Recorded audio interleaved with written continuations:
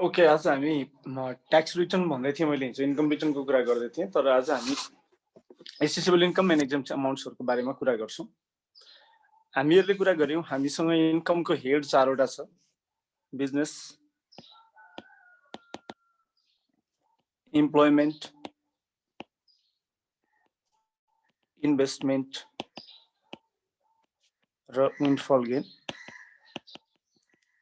जसमध्ये विन्डफल गेन सधैँभरि फाइनल विथहोल्डिङ हुन्छ। विन्डफल गेन सधैँभरि फाइनल विथहोल्डिङ हुन्छ भने बिजनेस, इम्प्लोइमेन्ट, इन्भेस्टमेन्ट भन्ने इन्कम चाहिँ क्याल्कुलेसनमा डिटेल क्याल्कुलेसनमा आउँछ। बिजनेस इन्कममा के इन्क्लुड हुन्छ भन्ने बारेमा हामीहरूले डिस्कसन गर्यौँ। तपाईहरुलाई याद छ, इन्कम फ्रम बिजनेस भनेको के हो भने income from business equals to profit और गेन्स फ्रम बिजनेस हो। यो भनेको के हो भन्दा inclusions under section 7(2) considering the effect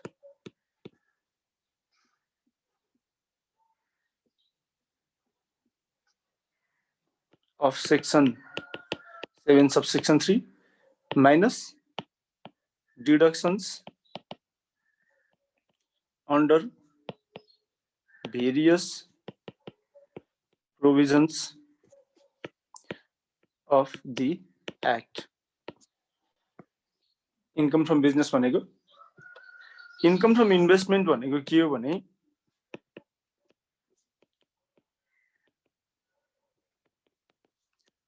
profit और गेन्स फ्रम इन्भेस्टमेन्ट एक्टिभिटी। यो भनेको इन्क्लुजन्स under section 9(2) considering effect of section 9 subsection 3 minus deductions under various provisions of Income Tax Act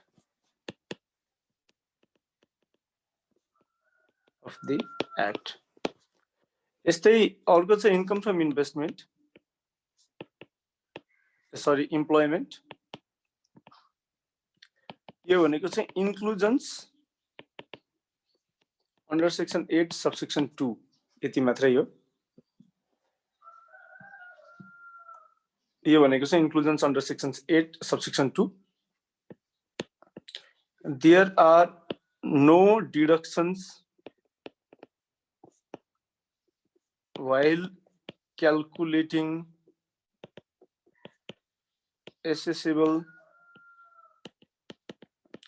income from employment. Inclusion को बारेमा हामीहरूले कुरा गरिसकेका छौं। अब बिजनेस को इन्क्लुजन्स को बारेमा हामीहरूले कुरा गरेका थियौं। इन्क्लुजन्स अन्डर सेक्सन 7(2) बिजनेस मा है। अन्डर सेक्सन 7 सबसेक्सन 2 यसमा हामीहरूले के कुरा गर्यौं भन्दा we have a list service fee भन्यौं। सर्भिस फी मा दुईवटा कम्पोनेन्ट हुन्छ भन्यौं हामीहरूले। एउटा employer employee relationship, employer employee relationship वाला सर्भिस फी हुन्छ है। म तपाईहरुलाई अलिकति सिम्पल यो 7(2) मा गइन म नर्मली इन्डिभिजुअल आइटममा जान्छु, सजिलो पनि हुन्छ। त्यति हुँदा ठ्याक्कै हामीसँग के हुन्छ भन्दा एउटा इन्कम भनेको सर्भिस फी हो। सर्भिस फी मा तीनवटा इम्प्याक्ट हुन्छ। एउटा फाइनल विथहोल्डिङ हुन्छ, meeting fee, question setting fee etcetera जुन फाइनल विथहोल्डिङ लिस्टमा पर्छ। एउटा इन्कम फ्रम इम्प्लोइमेन्टमा जान्छ।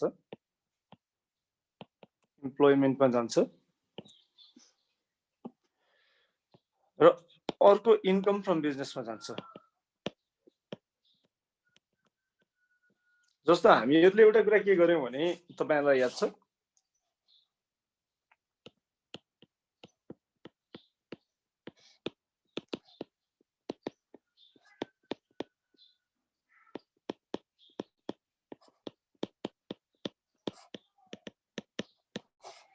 प्रति बैठक रु 20,000 सम्मको बैठक भत्ता फाइनल विथहोल्डिङ इन्कम हो, फाइनल विथहोल्डिङ पेमेन्ट हो। मैले सर्भिस फीलाई मात्र एक्सप्लेन गर्छु, अरु बाँकीलाई यसरी यो डिटेलमा एक्सप्लेन गर्दिन भनेर भन्यो भने। र अब तपाईहरुलाई क्वेशन के आयो भन्दा क्याल्कुलेट इन्कम फ्रम बिजनेस भनेर आयो आउनलाई चाहिँ।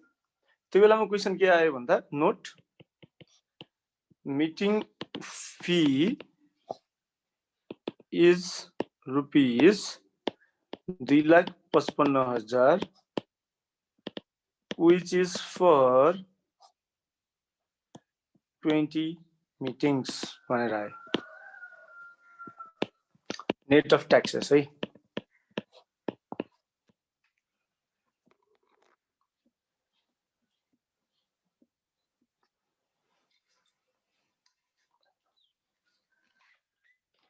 मिटिङ फी को टिडीएस रेट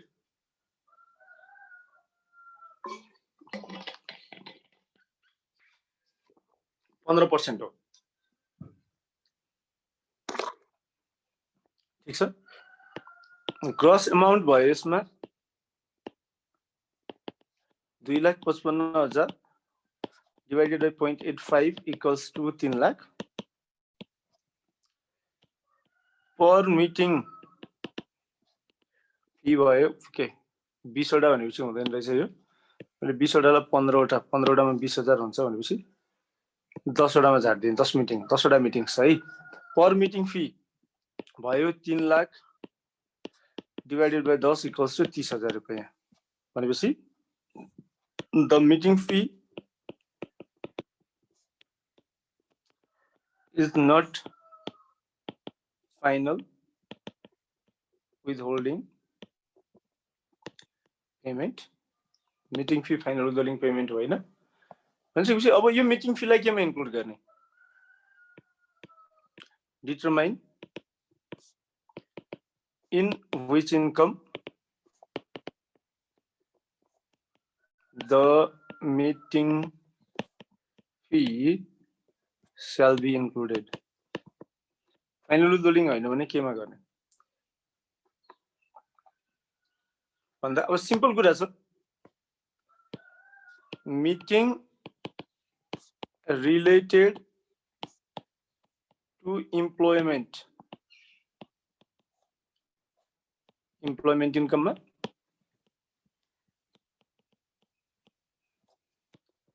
all others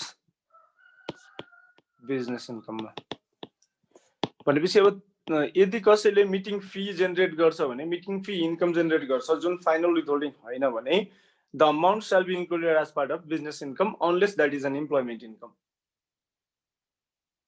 यो एक्जाममा सोध्न सक्छ, सिम्पल क्वेशन, यसपालि क्याप्टुलाई सोधेको क्वेशन हो यो। त्यसपछि बिजनेस इन्कममा इन्क्लुड हुने हामीहरूले अर्को के भन्यौ भन्दा बिजनेस इन्कममा इम्प्लोइमेन्ट इन्कम बिजनेस इन्कम दुईटैतिर जान्थ्यो। बिजनेस इन्कममा इन्क्लुड हुने अमाउन्ट के भन्यो भन्दा सेल्स भन्यो, amounts from disposal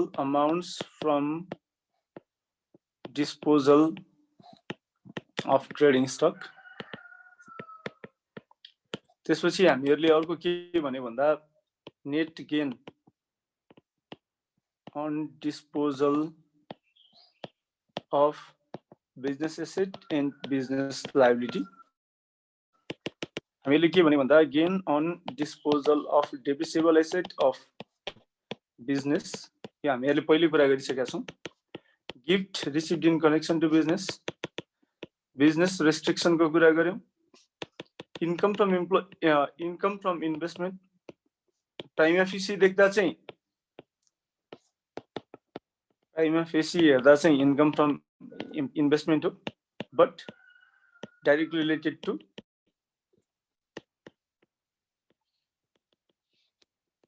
बिजनेस, यो हामीहरूले देख्यौं। त्यसपछि हामीहरूले के भन्यो भन्दा सेक्सन 22, 23, 24 लगायत 35 सम्म इन्क्लुड हुने अमाउन्ट्स भन्यो हामीहरूले। यो बाहेक अर्को हामीले सेक्सन 67 और सेक्सन 60 अनुसार इन्क्लुड हुने अमाउन्ट भन्यो। यो हाम्रो लिस्ट थियो। यसमा के छ भन्दा अर्को एउटा प्रोभिजन छ, मैले अस्तिको दिनमा छुटाएको। यो किन भनिरहेको छु भने अस्तिको दिनमा छुटाएको एउटा प्रोभिजन भन्नलाई, नटविथस्ट्यान्डिङ anything written in section 7 subsection 2, the following amounts